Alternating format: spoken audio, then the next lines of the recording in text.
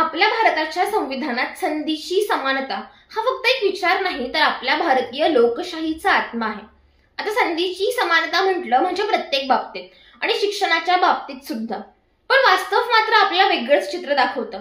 कारण युनेस्कोच्या अहवालानुसार भारतातील लाखो विद्यार्थी आजही केवळ आर्थिक अडचणींमुळे आपलं उच्च शिक्षण पूर्ण करू शकत नाहीत। अशा वेळी संधीच्या विषमतेची एक मोठी दरी समाजामध्ये निर्माण होत आहे आणि मग हीच दरी भरून काढण्यासाठी शासनाने एक प्रभावी शस्त्र हाती घेतलंय आणि ते म्हणजे शिष्यवृत्ती योजना।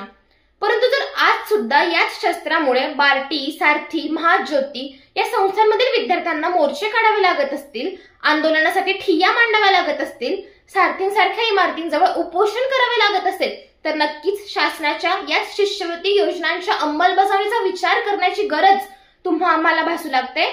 आणि म्हणूनच तोच विषय घेऊन तुमच्या समोर उभी आहे। नमस्कार, मी रिद्धी पाटील, AISSMS IIT पुणे येथील विद्यार्थिनी।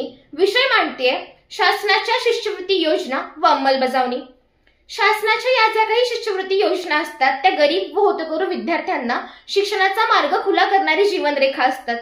परंतु या जीवनरेषेवरच ज्यावेळेस भ्रष्टाचार आणि गैरव्यवहाराची काजळी चढते ना, म्हणजेच काय तर 21 राज्यात 830 संस्थांमधून 144 कोटींचा शिष्यवृत्ती घोटाळा, 2023 साली मध्य प्रदेशात उघडकीस आलेला बनावट विद्यार्थी व बनावट शाळा यांच्या नावावर होणारा योजनांचा गैरवापर, तर नुकताच छत्रपती संभाजीनगरमध्ये यशवंत विद्यार्थी योजनेअंतर्गत होणारा 70,000 रुपयांचा घोटाळा, तर आदिवासी समाजातील पंडित दीनदयाल स्वयं योजनेत छत्रपती संभाजीनगरमध्ये 1416 बनावट विद्यार्थी दाखवून शासनाची झालेली 6.5 कोटींची फसवणूक। या सर्वांवरून असं लक्षात येतं की शासनाच्या योजना या कितीही चांगल्या असल्या तरी जोपर्यंत त्यांची अंमलबजावणी पारदर्शक होत नाही तोपर्यंत अशा भ्रष्ट प्रवृत्ती गरीब विद्यार्थ्यांचं स्वप्न उद्ध्वस्त करत राहतील। शासन वेगवेगळ्या योजना आणून शिक्षणाला चालना देण्याचा प्रयत्न करतात, परंतु ज्या वेळेस सारथीसारख्या संस्था NMMS शिष्यवृत्ती बंद करण्याचा निर्णय घेतात त्यावेळी खरंच शासनाच्या या शिष्यवृत्ती योजनांच्या अंमलबजावणीवर मला प्रश्न विचारावासा वाटतो। मुलींना शिक्षण मोफत केले असले तरी सुद्धा आजही काही वैद्यकीय महाविद्यालयांमध्ये प्रवेशाच्या वेळी मुलींकडून पूर्ण प्रवेश शुल्क आकारल्याच्या बातम्या तुम्हा आम्हाला बघायला मिळतात। तर आजही काही इतर महाविद्यालयांमध्ये प्रवेशाच्या वेळी विद्यार्थ्यांकडून पूर्ण प्रवेश शुल्क आकारलं जातं। शासनाकडून पैसे मिळाल्यानंतर ते त्यांना परत सुद्धा दिले जातात, पण मग प्रवेशाच्याच वेळी एखादा विद्यार्थी एवढी मोठी रक्कम मात्र आणणार कुठून, हा मला महत्त्वाचा प्रश्न वाटायला लागतो। तर केंद्रीभूत प्रवेश प्रक्रियेद्वारे प्रवेश मिळालेल्या विद्यार्थ्यांना शिष्यवृत्तीचा लाभ घेता येतो असा काही गैरसमज सुद्धा काही महाविद्यालयांमध्ये बघायला मिळतो। मग केंद्रीभूत प्रवेश प्रक्रियेविरुद्ध प्रवेश घेतलेल्या विद्यार्थ्यांपर्यंत योग्य माहिती पोहोचतच नाहीये। म्हणजेच काय तर या ज्या काही शिष्यवृत्ती योजना आहेत यांच्या अंमलबजावणीत महाविद्यालय सुद्धा आपली भूमिका नीट पार करताना आज मला दिसत नाहीयेत। महात्मा गांधीजींनी आपल्या समाजात अंत्योदय आणि सर्वोदय असे दोन महत्त्वाचे विचार मांडले। गांधीजींच्या मते एखादी योजना किंवा धोरण त्याच वेळी यशस्वी ठरतात ज्यावेळी त्या समाजातील सर्वात शेवटच्या घटकापर्यंत पोहोचतात। मग अशा वेळी शासनाच्या या ज्या काही शिष्यवृत्ती योजना आहेत त्या खरंच समाजातील सर्वात शेवटच्या घटकापर्यंत पोहोचत आहेत का? तर नाही। आजही ग्रामीण भागातील कित्येक विद्यार्थी माहितीच्या अभावामुळे किंवा योग्य मार्गदर्शन न मिळाल्यामुळे या योजनांपासून वंचित राहतात। मग यावर नेमकं काय तर प्रत्येक जिल्ह्याच्या जिल्हा प्रमुखाद्वारे प्रत्येक ग्रामीण भागात जागरूकता मोहीम आणि प्रत्येक शिक्षकांद्वारे प्रत्येक विद्यार्थ्यांपर्यंत योग्य मार्गदर्शन पोहोचणं गरजेचं आहे। आजही काही लोक बनावट कागदपत्र बनवून चुकीच्या पद्धतीने शिष्यवृत्ती मिळवण्याचा प्रयत्न करतात। मग या सगळ्या ज्या काही गोष्टी घडत असतात यांवर उपाययोजना करणं देखील मला तितकंच महत्त्वाचं वाटू लागतं।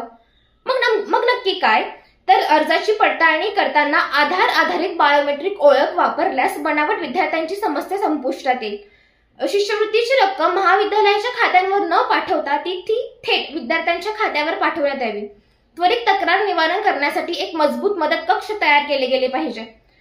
शिष्यवृत्ती योजनेमध्ये पारदर्शकता आणण्यासाठी महाडीबीटी यांसारख्या यंत्रणेवर एक सार्वजनिक फलक म्हणजे नेमकं काय तर प्रत्येक विद्यार्थ्याला आपल्या अर्जाची स्थिती स्पष्टपणे दिसेल असा फलक तयार केला गेला पाहिजे।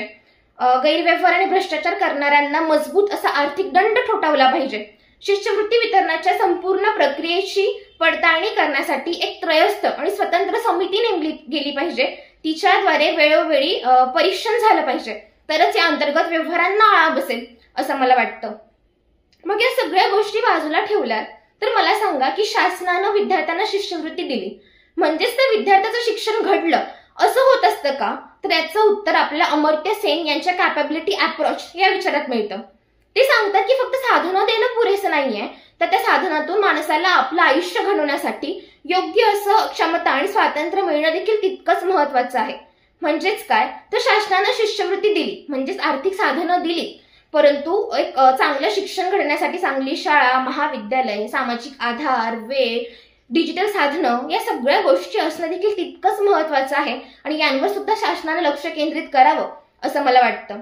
खरं तर संपूर्ण विषयाचा सखोल अभ्यास करत असताना माझं असं लक्षात येतं की शासनाच्या या ज्या काही शिष्यवृत्ती योजना आहेत ते ज्या निकषांच्या आधारावर दिले जातात त्यातील सामाजिक आणि आर्थिक पार्श्वभूमी या निकषांची गरजच समाजामध्ये संपावी आणि केवळ गुणवत्ता या निकषाच्या आधारावरच शिष्यवृत्ती देण्या इतपत समान आणि पोषक वातावरणच समाजामध्ये निर्माण व्हावं, त्याच वेळी खऱ्या अर्थाने स्पर्धात्मक वातावरण तयार होऊन राष्ट्राची आणि विद्यार्थ्याची खरी उन्नती होईल. शेवटी फक्त एवढंच कि मन का हो विश्वास अगर तो कठिनाई भी आसान है, छोटे दीप की लो से भी हरंधियारा वीरान है, हरंधियारा वीरान है. हाच शिष्यवृत्ती योजनांचा जो काही दीप आहे तो सतत पेटत राहावा एवढाच माफक आशावाद. मनःपूर्वक धन्यवाद. जय हिंद, जय भारत.